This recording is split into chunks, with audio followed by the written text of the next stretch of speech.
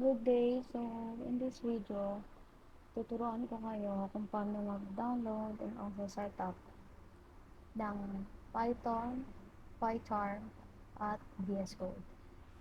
Yung VS Code optional lang kung hindi kayo sanay gumamit ng Python or PyCharm. Pwede pa rin kayo makapag-code in Python using VS Code. So, simulan na natin.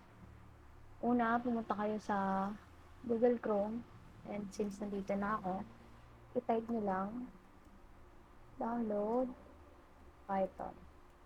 Tapos enter.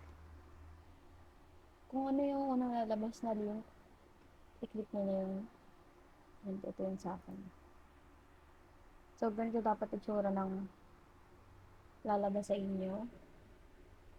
Click nyo lang itong get the standalone installer for Python. Click nyo lang yan. Automatic, magda-download na ang .exe file niyan. Antayin nyo lang. Matapos mag-download.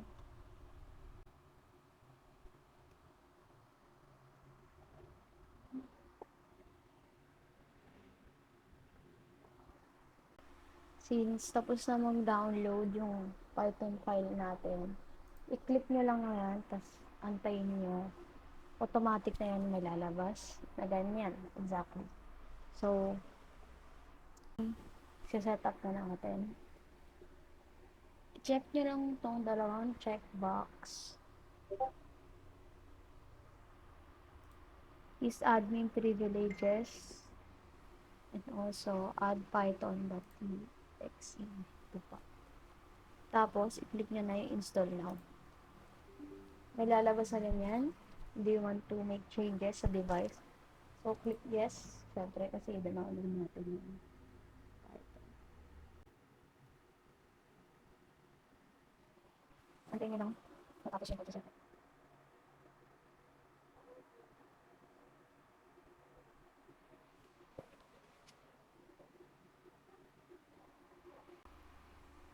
So, ilalabas na successful na yung pagkakasetup. So, click close. And so, after nyo namang ma-set up yung Python ninyo, tapos na yon, pwede nyo nang gamitin yon, pwede na kayo makapag-code. May gagawin lang tayong isa pa para ma-make sure natin na naka-download na talaga yung Python natin sa system or laptop or PC natin. Hindi naman to required gawin, pero para lang ma-check natin kung nandun na talaga. So, punta kayo sa search bar, type nyo lang command prompt, ayan, enter nyo, and then, type nyo lang, Python, space, dash dash, version. Then, click enter, ayan. May lalabas dapat na Python, and then yung version ng Python na yun, na-download niyo. So, meaning yan, na-download na, or successfully na-download yung Python. Ayun lang. Paano mag-download ng PyCharm. So, X na natin yun. Type nyo lang ulit, download PyCharm. Since PyCharm naman yung download natin. Click enter. And, so, kung ano yung unang lumabas, ito yung hinahanap natin, jetbrains.com. So, click nyo lang yan.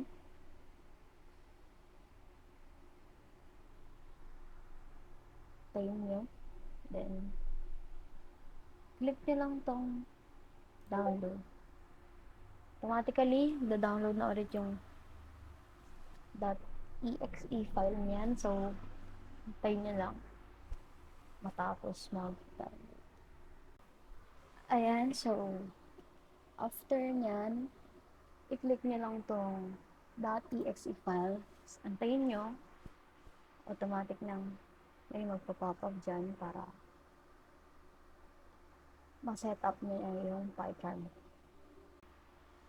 Click nyo lang yung next, and then kung gusto nyo baguhin yung destination folder ng PyCharm, pwede nyo i-click yung browse, and then kayo pumili mismo ng location na gusto nyo. And since ako okay na sa akin to, i-click ko na yung next. Ito yung mga options na pwede nyo gawin.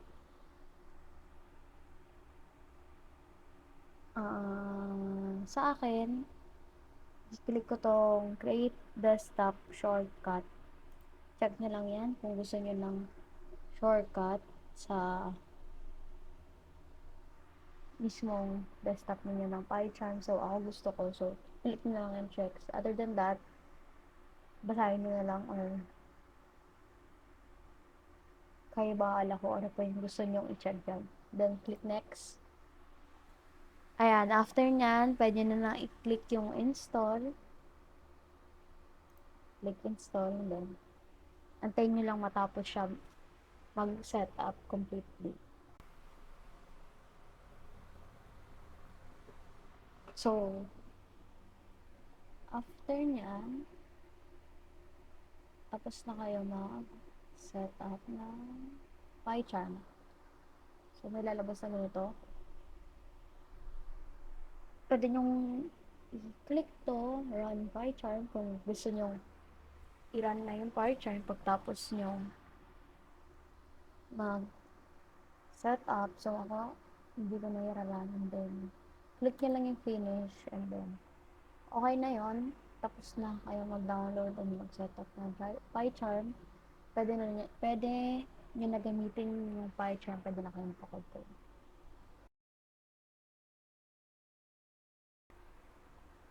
So, next naman, sa VS Code. Text na natin ulit yan.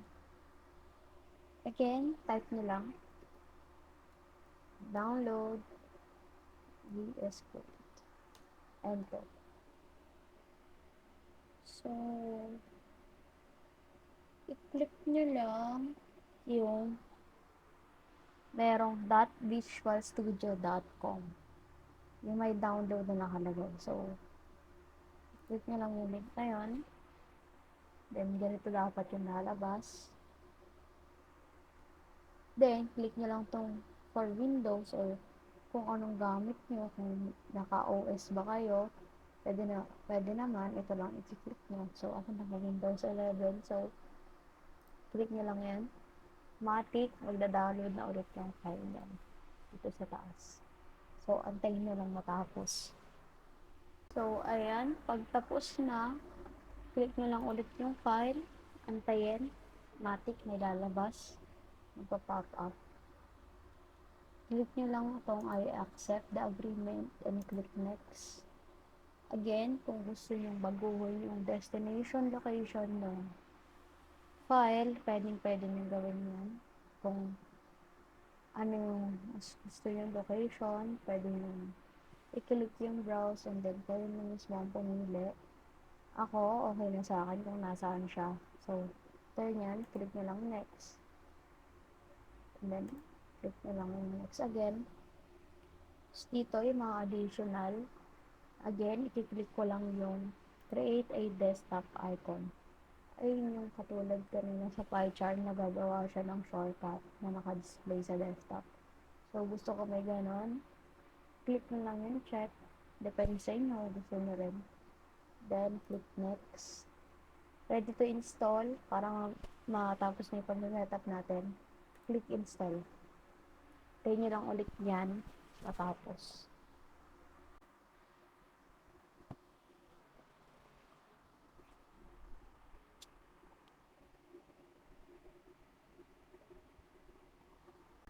So, after nyong matapos mag-setup, i-check nyo tong launch Visual Code Studio Code. Visual Studio Code. So, check nyo lang yan.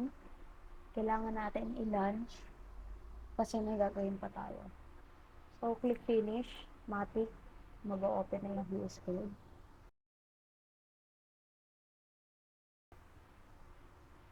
So, ayan. Next, kaya tayo nandito, kaya natin ni-launch yung application kasi magda-download pa tayo ng extension for Python. So, go to extensions. Dito lang makikita yan sa sidebar navigation. And then, nakita nyo itong box or basahin nyo na lang yung nakalagay extensions. Click nyo yan. Then, sa search bar, type nyo lang ulit Python. Then, mag-wait kayo. Yan. May lalabas dyan na Python. So, ito yung gusto natin. Ganito yung lumabas sa akin kasi na-download ko na. And also yung Python debugger na-download ko na. Pero kung hindi nyo pa na-download, for example ito, may lalabas dapat na install button sa gilid. Ibig sabihin yan, hindi nyo pa na-download. So, i-click nyo lang yan install. Then, mag-antay kayo. After nyan, na-download na yung Python extension. So, pwede na kayo makapag-code in Python. Since ako tapos na, na-download ko na, okay na yung ganyan. Para ma-make sure kapag wala ng install button dito sa gilid. So, okay na yan. Pwede na kayong pumunta sa file. Ayan, file, new text file. Kapag isi-save nyo, lagyan nyo lang palagi sa dulong .py or .py para ma-save siya as Python. So, ayun lang, na-cover na natin yung mga objectives or agenda natin today. Nakapag-download tayo ng Python, PyCharm, at ng VS Code, and also yung extension for Python sa VS Code. So, tapos sa lahat yon, ayun lang for today's video. And thank you for watching. Bye.